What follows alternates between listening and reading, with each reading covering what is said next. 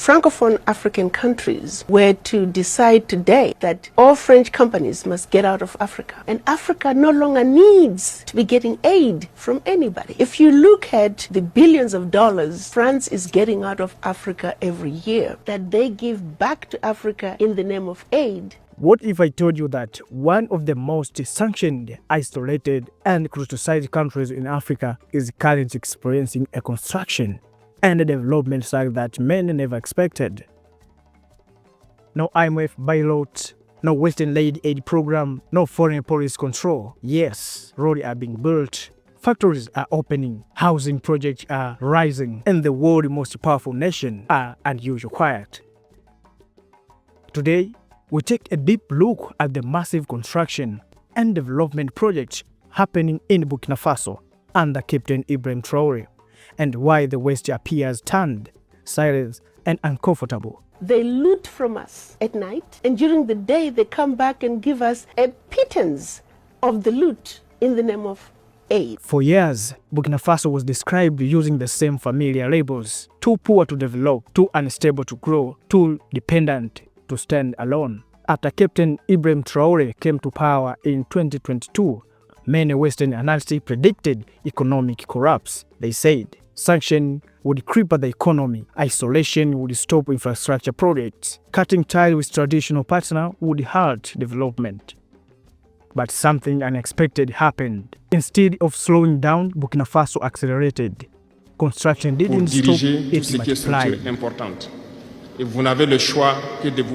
But it's not too late. We have got to change this situation. Let's start with the most visible sign of development: infrastructure. Across Burkina Faso, major road construction projects are underway. Urban road expansion in Ouagadougou and Bobo Diaros, new regional roads connecting rural farming areas to markets, rehabilitation of long neglected highway. Why does this matter? Because roads are power. They allow farmers to sell goods, businesses to move products, security forces to protect territory, citizens to access schools and hospitals. For decades, these projects were delayed or abandoned. Under Traoré's leadership, local companies and national labor are increasingly being used instead of foreign contractors. This means jobs stay locally, skills are developed internally, money circulates within the country.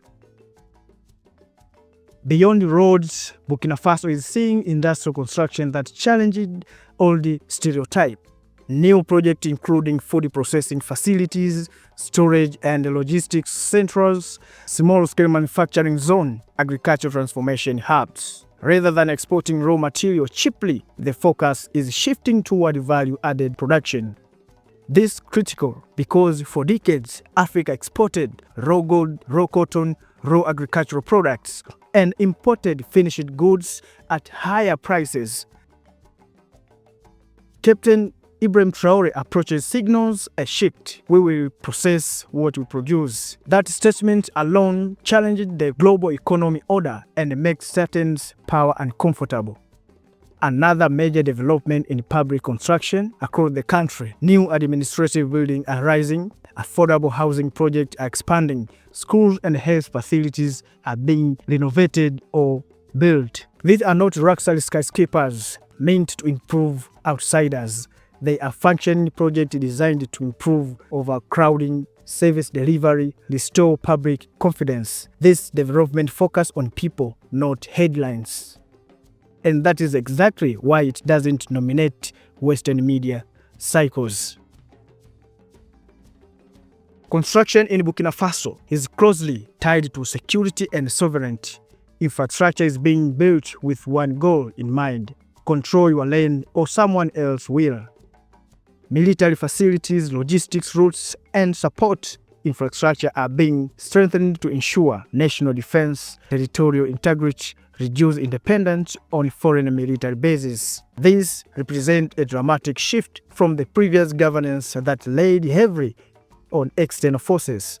Captain Ibrahim Traoré's message is clear: security must be African-led, African-funded, and African-controlled. This message alone explains why many Western governments are watching carefully and quietly.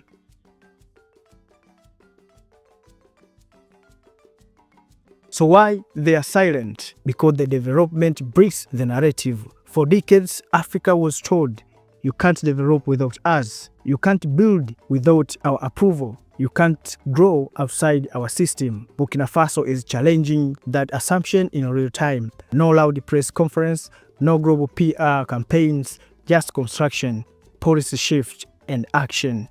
When results appear without Western supervision, the usual commentators don't know how to respond, so they say less.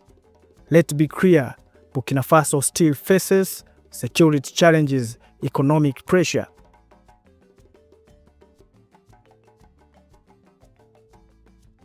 This is not a miracle story. This is a directional shift. A country once dismissed is now building with intent. And history shows us development doesn't begin within other approval. It begins when leadership decides. This massive construction underway in Burkina Faso under Captain Ibrahim Traoré is more than concrete and steel. It's a statement that says, we choose sovereignty, we choose action, we choose to build. Whether this model succeeds long time remains to be seen. But one thing is certain, the silence from the West speaks volume.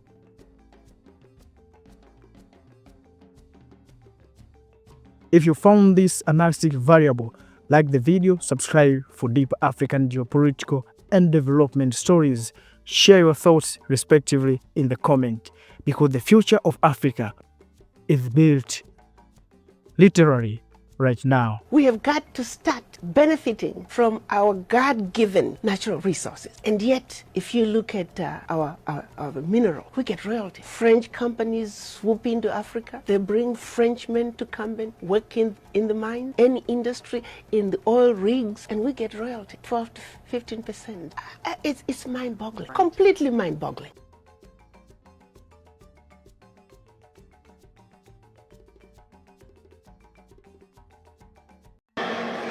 Comme disait le jeune slammer, on veut vous faire perdre du temps dans les futilités. Prenez conscience. Intéressons-nous au travail et cherchons la connaissance. Cherchons la compétence. Se distraire, c'est bien, mais on doit travailler d'abord, avant de se distraire. Cherchez la connaissance, sinon vous perdrez du temps à ne rien faire. Et la jeunesse, c'est l'époque, c'est la période où il faut exploiter son temps à bon escient. Les impérialistes le savent. Voilà pourquoi ils vont multiplier tout ce qui est événement de distraction. Ils vont multiplier tout ce qui est événement qui peut vous détourner du travail pour que vous soyez des incompétents. Et en ce moment, quand vous êtes endormis, on choisit les incompétents pour diriger tout ce qui est structure importante.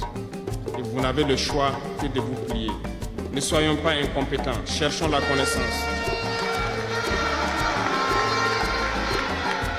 Les incompétents se cachent souvent derrière des mots. Ils emploient les termes de démocratie, de liberté, sans se rendre compte de quoi il s'agit. Camarades, la démocratie est un état d'esprit, autant que la jeunesse